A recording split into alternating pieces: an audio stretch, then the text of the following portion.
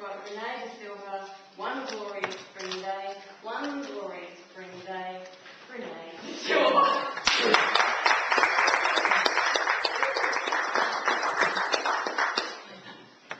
Some of you may realize that I'm a Collingwood supporter.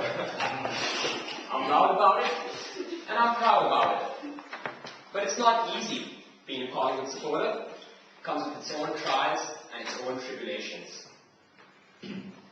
Now, back in the year 2010, we were having one of the best seasons in club memory, in club history.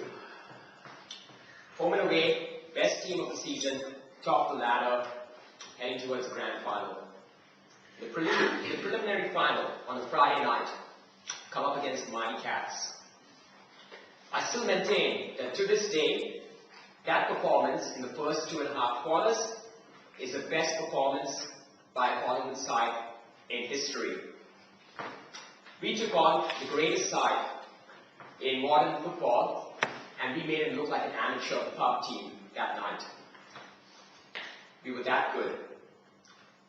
Sometimes, when the feeling gets a hold of me, I'll get onto YouTube and I'll just rewatch the first 2.5 quarters again until the 14-minute mark of the third quarter, whereupon I'll turn it off, just to relive it again. Grand final day, we come up against Ross Lyon's formidable St. Kilda outfit. Ball is bounced, and we dominate. We dominate the game.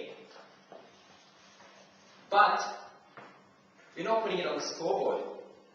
And we just can't seem to shake them. It's still in our rearview mirror. And then, before you know it, they fire their final shot. Their Hail Mary, everything on black, roll the final dice, and they're coming at us.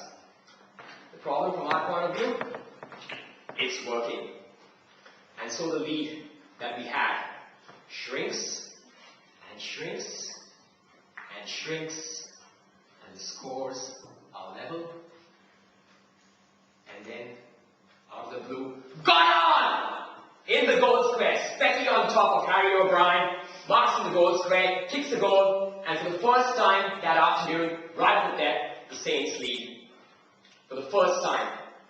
And I lost it, because I thought we had lost it. All that domination, right through the season, through the grand final, for what? Another famous grand final victory? I told you, it's not easy being a Collingwood supporter. You all know what happens next. The ball bounces between Stephen Mill and an open goal. For some reason, decides to go right. It's going to be a draw. It's going to be a goddamn effing draw. Final siren goes, and I'm speechless. I can hardly speak. I can hardly move. On to the next week, and I get a call, out of the blue, from someone I'd known for only a month, and in fact I would never see ever again. And she says to me, the replay is on Saturday. I can't go. I've got the flu. Would you like to buy my ticket off me and go instead? I, Rene de Silva, go to my first ever grand final. Could this possibly be a sign? On the afternoon, Saturday afternoon of the 2nd of October, 2010, I arrive at the MCG car park. The car park is full of cars, but there's not a soul in sight. It is deathly quiet. As I quickly make my way, with only minutes remaining until the start, through the car park, there's a certain kind of electricity in the air, and I can just feel it. I head up to my seats. The seats are good. The view is perfect. The sun is warm. It had been a bleak winter, the long drought just having been broken, and it's good to sit in some sunshine. The ball is bounced, and we dominate the game.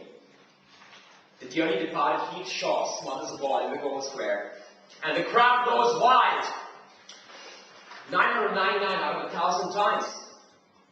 It wouldn't have worked, but on that day, when we needed it most, for some reason, it came off.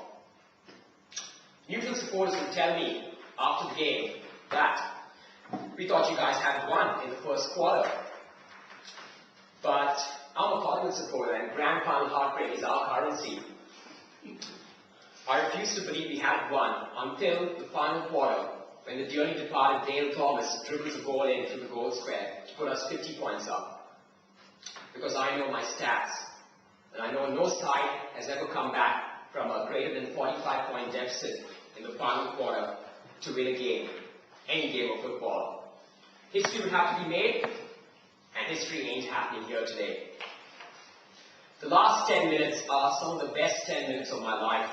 It's like you're absolutely floating on air, and you're stuck in this wondrous sort of limbo where you're between two sensations of wanting the final siren to go so that your victory becomes official, and just wanting that great feeling you're having right now, that floating on air feeling, to just last forever. At the end of the day, I'm one of the very last to leave the MCG. And for one glorious spring day, for a few hours at least, all was well within the world. Thank you.